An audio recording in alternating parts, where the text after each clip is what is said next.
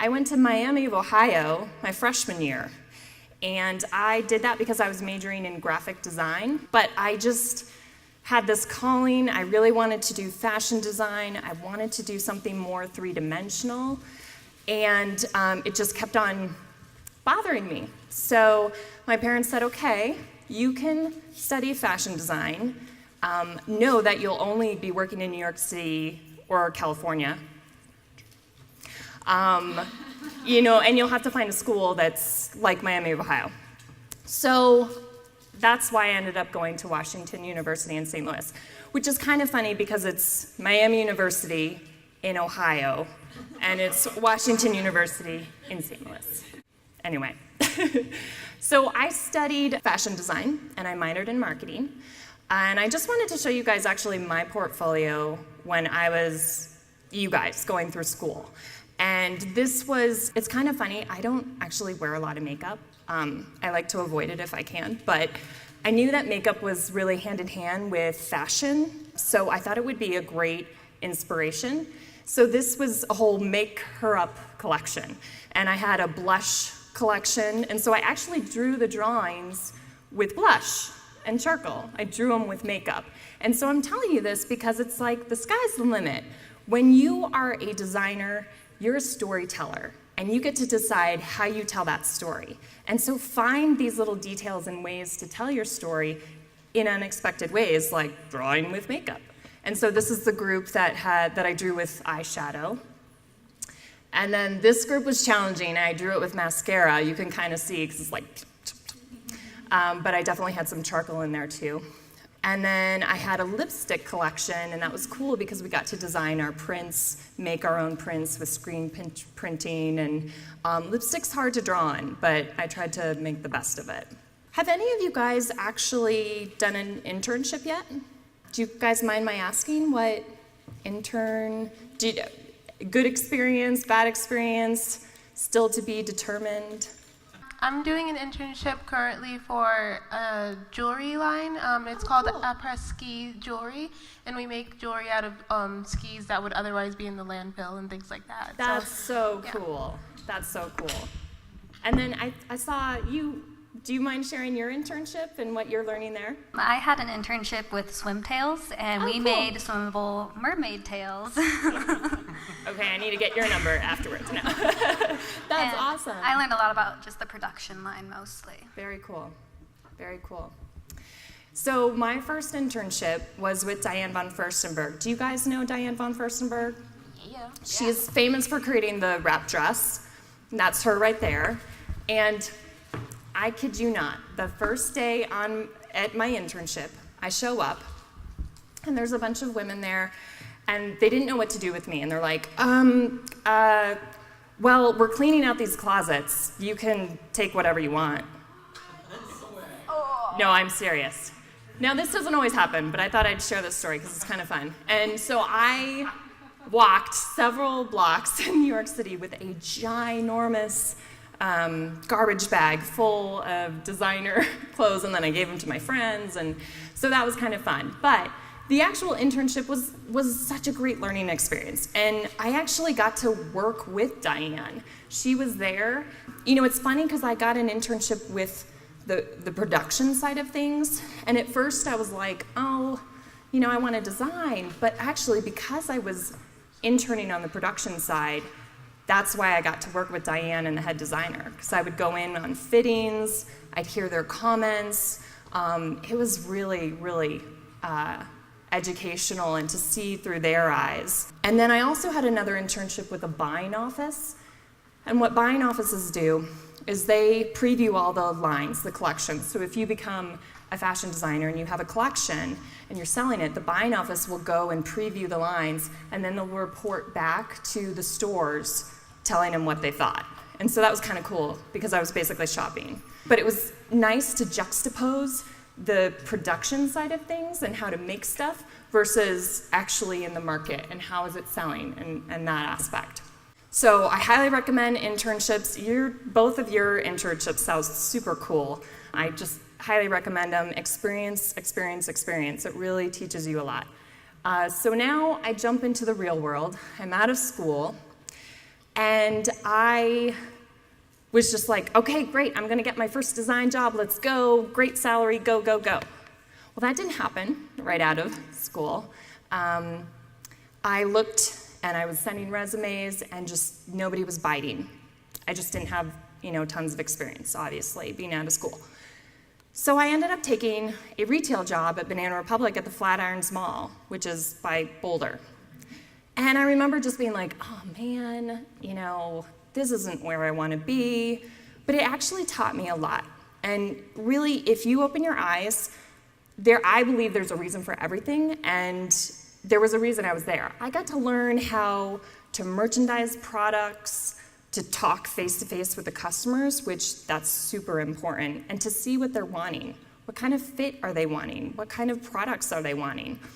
I got to work on Christmas Eve, and I am just a saint to all retail people because they were not a saint to me. And I'm just like, so it was actually like a good people learning experience. Like, be kind. If you can, fold that sweater back up. It'll take you 1 second, So anyway, I still plugged away though, sending my resume. And finally, I got a couple bites in, believe it or not, Philadelphia, Pennsylvania.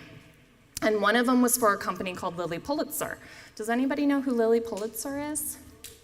Yes, okay. So she basically she created this line. She was sort of this debutante woman, and she had this juice stand where she was making lemonade and juices. And she went to her dressmaker and she said, I keep getting juice stains all over my dress. Will you please make something that, hides all these stains? Her dressmaker comes back with this super brightly colored shift dress, and lo and behold, she's selling these juices, and all these women are like, well, we love your shift dress. Can we have your shift dress? Can you make us a shift dress? And one of those women ended up being Jackie O, and she wore it on the Life magazine, and it catapulted her brand. So she's known for brightly colored, full-on prints, just like what started her. I interviewed for this job, and the CEO came in, and he said, well, Anne, I like you. You're great. We don't have any design jobs. And I was like, why am I here? He's like, we don't have any design jobs, so I don't know what to tell you. And I looked him straight in the eye, and I said, you know what? I love your company, and I love what you stand for, and I love the people that I met. I'm willing to do whatever job you have open, I will do. And so they offered me a customer service job. So I was like, okay, foot in the door. So I moved to Philadelphia, and I'm in customer service, and I'm not gonna lie, there were nights where I cried myself to sleep because it is hard listening to women complain about their dresses. There's so many more important things in the world, and they were complaining about dresses. But man, it was so good because I learned again about the customer and what do you do for good customer service? That's important. But finally, a few months passed, and I got that design job. They brought me in to be an assistant designer. And I actually am showing these clothes right here because something that's cool once you start designing is sometimes you get to name the products. And so you're looking at the Anne skirt, and that appeared in their catalog. If you continue designing and making more products, you start naming them after your friends. So this is the Eileen tunic. She was my best friend and bridesmaid in my wedding. But it was cool because after you work hard, you put in that work, you start reaping some of the benefits. And this was in Star Magazine featured, and this one over here, there were some polos that I worked on that was in InStyle. And so it was just really exciting to be like, wow, those customers, that customer service job and that retail job, it was worth it. But have you guys seen this movie? There are a lot of different personalities in all businesses. And I would almost venture to say maybe there are more personalities when you're involved in fashion. And I ran into a Devil Wears Prada situation. And I had to ask myself, I love working at Lilly Pulitzer. I love designing for them, but I just don't know if it's worth, dealing with that on a day-to-day basis. So, once again, I'm on the hunt for another job.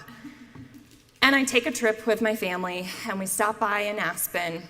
And Ralph Lauren is in his store, because it's the big Aspen store opening. And my family was like, oh, go introduce yourself to him. Go introduce yourself to him. And I was trying to play all cool, and I was like, no, I'm not starstruck. I don't need to, no. And they're like, Anne, you're in fashion design. Go up to the man and introduce yourself. And so I was like, oh, all right, fine. So I go up to him, and he's about like this tall. So I go up to him, and I'm just like, hi, oh my gosh, I'm Anne Klein, and I love your stuff, and you're great, and I just want to, I was a total idiot. But he actually offered me a job on the spot. I thought he was joking, so I sort of ignored it. But it's okay, because everything happens for a reason, and I actually didn't really want to be in Philadelphia and New York City anymore. I'm a Colorado girl at heart, and I really wanted to go back home. So I said no to Ralph, and I came back to Colorado, because that's kind of where my heart was, and just to rethink things. There was this company that had a classified, and they said, we're looking for a designer, illustrator, to just draw pictures for this charm business we have, and it pays hourly. And I was just like, oh, all right. Well, it was a substantial, and I mean substantial, pay cut. And but I was like, man, I need to bring in money. I gotta live. So I went and took the job. Meanwhile, I continued looking for a real job. That's what I told people. I was like, I'm looking for my real job. This is just to tide me over financially. So I actually interviewed with Abercrombie & Fitch, and they flew me out to their headquarters. That place is insane, if you guys have ever heard about it. They scoot around on scooters, and it's like a college campus. But the reason why I'm including this is I want to show you guys kind of the progression of my portfolio from what you saw to this, and this is what landed me an interview and them actually paying to fly me out and stuff.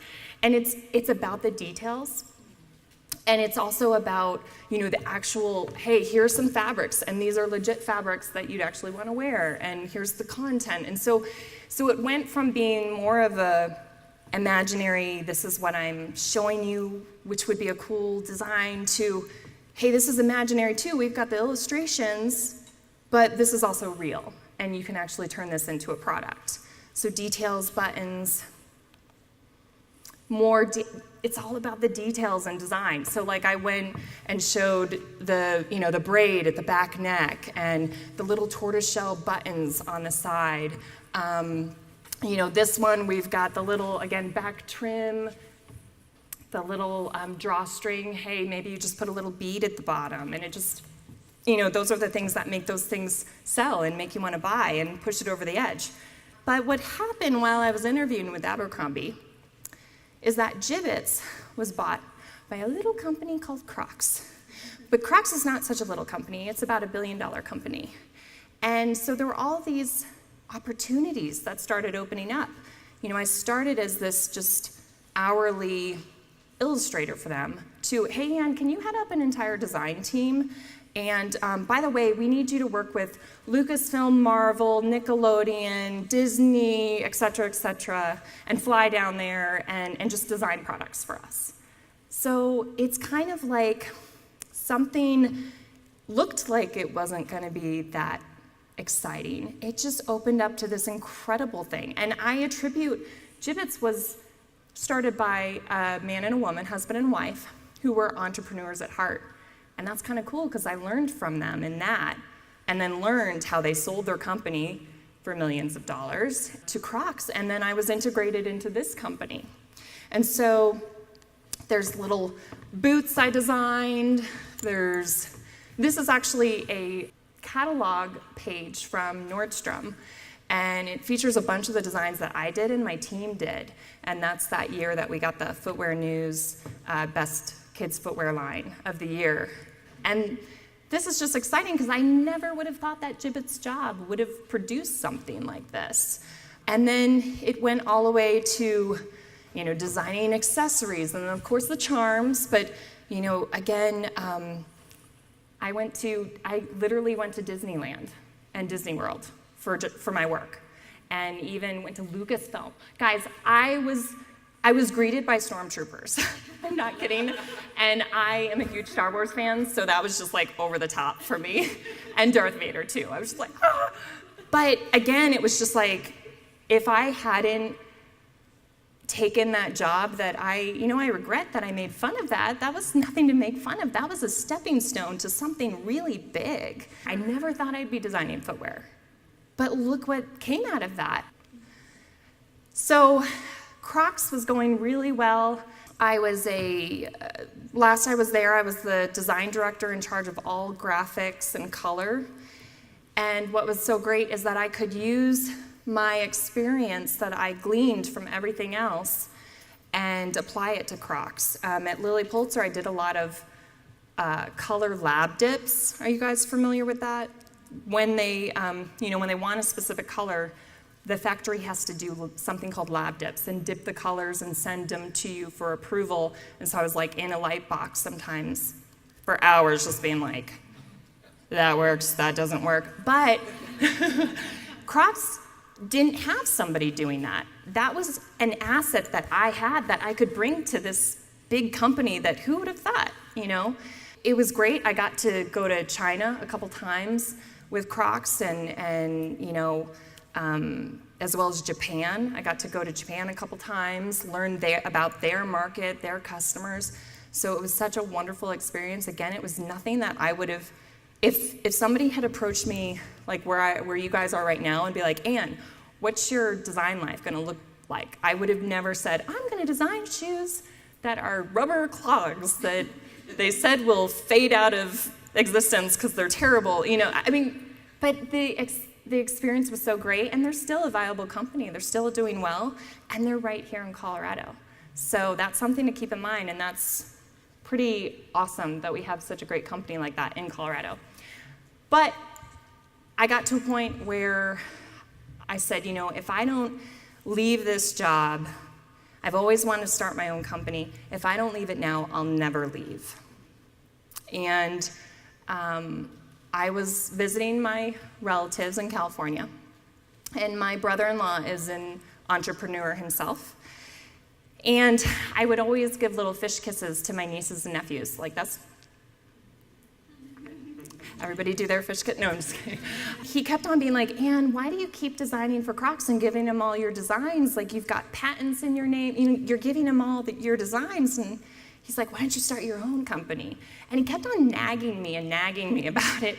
And finally, I was just kidding. I had just given my little nieces fish kisses, and I was like, okay, David, I'll start a kids company and call it Fish Kiss. And I was just totally kidding. But then I got home and I was like, that's actually a really cute name. And if it's not taken, if nobody's using it, I'm going to take that as a sign that maybe there's something more here. Sure enough, it wasn't taken. So then I just started sketching, researching the market. I decided to leave Crocs and just go all in. So this is Fish Kiss. These are some of our products. We do plateware, tea towels, baby, pillows, artwork. It's a lifestyle brand. And I do all the illustrations. Right now, the majority of our products are all sourced here in the US. We have been in stores like Nordstrom. Our products in Pioneer Woman, The Grommet. We were featured on BuzzFeed for 31 incredibly wonderful products for people who love Texas because I've drawn all the states. And that took actually about 2 years of time to do that. What's super cool is, are you guys familiar with Earnshaw's? This is a magazine that I would actually study when I was at Crocs as a kids footwear designer, just to see what was happening. And they recently contacted me to interview me for their designer spotlight or whatever. And I'm just like, what? That's crazy. I read this magazine. So they don't know.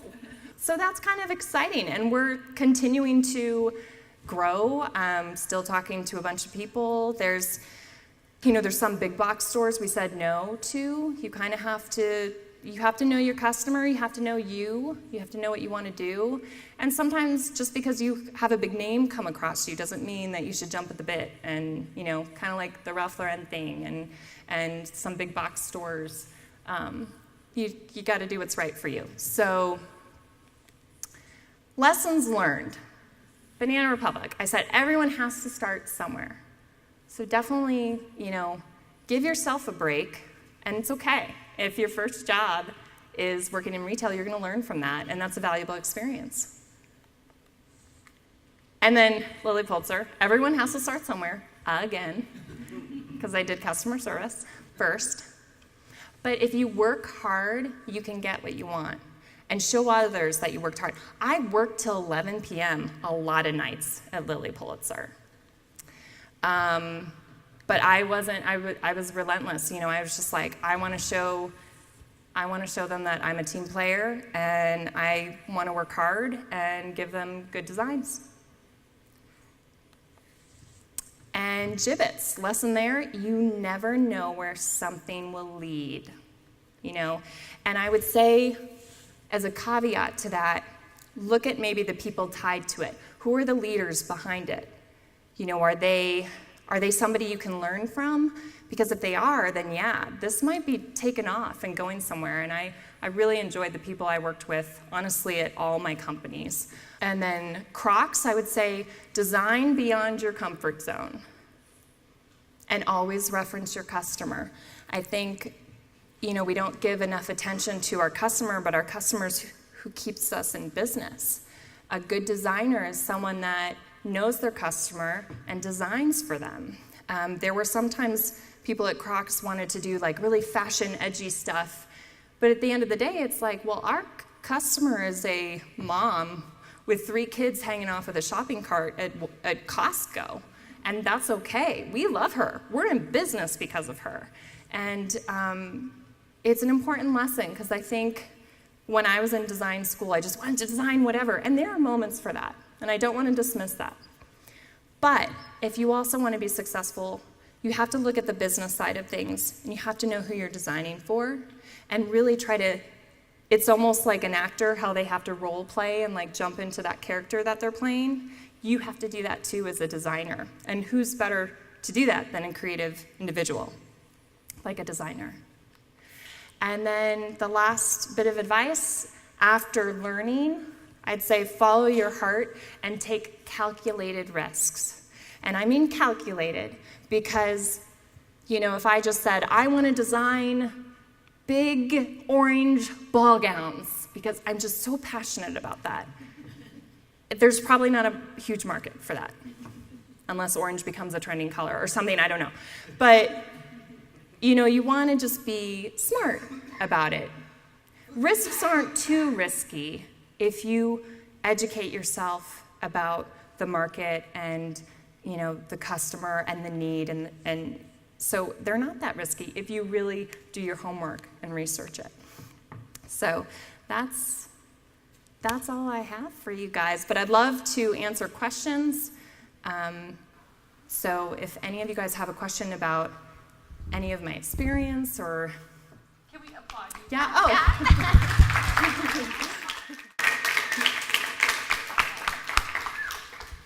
there any questions?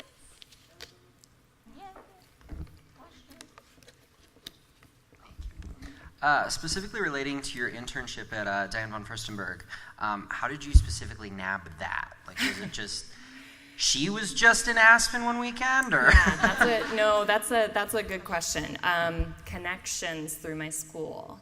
Leverage the connections you have with your school, with friends, with Bobby Joe knows Samantha, who knows such and such. Work those connections, because I think word of mouth is a really important thing. It's hard to just take someone in the door that you don't know anything about. So it helps if it's like, oh, I heard from Samantha that you want this internship, and okay, we need someone, come on aboard. So it was actually from my school connection, because someone had done an internship there. I think the previous year, and they did such a great job that they were open to considering me too. Yeah. But I would also say to that, in this day and age with all social media, you can make connections pretty easily, just like tweet someone or so, like do something unexpected, get their attention. So you don't have to rely always on, not everybody has connection, or it's hard to get that. So just be creative and persistent, and but professional. Don't go stalker. I have a question. How you got Fish Kiss into those stores? Nordstrom and yeah. Nordstrom was the one I really wanted. I was like, if I could get into Nordstrom.